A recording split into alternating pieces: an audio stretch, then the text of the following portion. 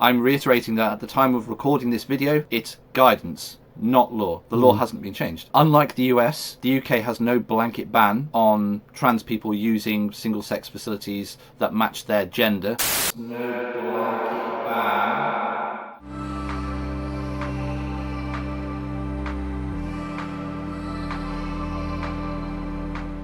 The guidance is aimed at service providers, not individuals. So it's aimed at businesses and organisations. Individuals can only be sued or convicted in a court of law if the law is broken. I'm reiterating that at the time of recording this video, it's guidance, not law. The law hasn't been changed. What has the guidance changed? Sex is now interpreted as biological sex at birth for the purpose of the Equality Act. There's a stronger emphasis on biological sex-based toilets, changing rooms and single-sex facilities. More encouragement for a third space or a gender-neutral space for those facilities. What hasn't changed, being transgender is still a protected characteristic under the 2010 Equality Act. Trans people have legal redress. If we experience discrimination, hate, victimization or unfair treatment, we can pursue that in law. Unlike the US, the UK has no blanket ban on trans people using single-sex facilities that match their gender rather than their birth sex. So service providers and organisations can still choose to fully implement inclusive policies regarding the facilities that they offer, and trans people still have the protections under the Equality Act, the Human Rights Act,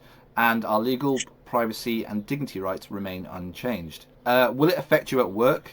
Is your employer already inclusive? It's just a case of making sure that people understand that when they go out to the pub or wherever else, they've still got that right to, unless they're told otherwise or there's notes on the door or whatever else, then they should continue the way they are until, someone says something, really. You probably find that more cis women are going to be affected than trans women, to be fair. Yeah. Currently, where I'm working now, they've got no problem at all with me using the women's toilets. That was one of the first questions I asked during my interview. I don't think that will change. But when it was first brought out, the suggestion of excluding trans women from going into their changing rooms, that was when I used to go swimming, and I had permission from the manager to use the women's facilities to get changed in the leisure centre.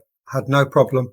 Then they brought out the guidance, and I got a call saying that I could no longer use the women's toilets. I don't think it's really going to change for me because we're quite a small team and pretty much everyone there is fine with me using the women's toilets. I have done since day one. I know from when they changed the policy at the leisure centre, they did offer me facilities. I can use the disabled toilets.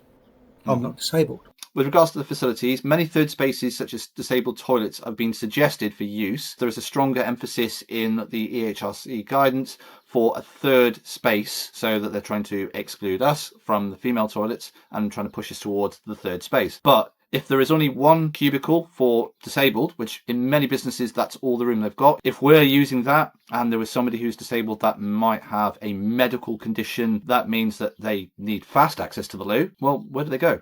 Because we're occupying that. Exactly.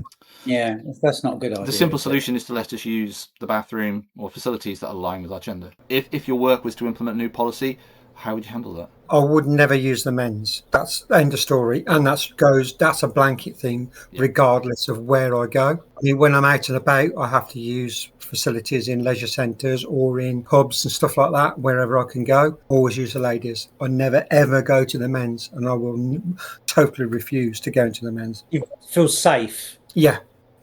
Plus the men's toilets stink. Something I found interesting. Gender critical campaign group Sex Matters sent a formal letter to Marks and Spencer, and they were warning them that advertising separate male and female fitting rooms while operating them as mixed sex spaces could amount to an unlawful indirect discrimination and harassment against women. But here's where it gets good. M&S General Counsel Nick Folland responded back to Sex Matters, stating that campaigners were misinformed. He clarified that for many years, the vast majority of M&S stores have operated with unisex spaces using generic fitting rooms rather than signs that strictly denote male and female.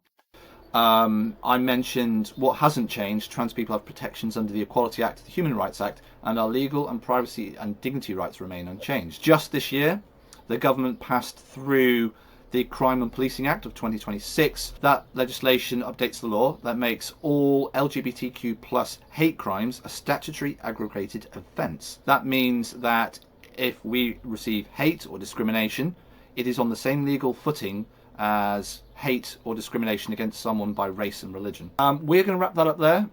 Ladies, Okay. It's been an absolute pleasure. To watch the full Trans Femme podcast, click the end card on screen now.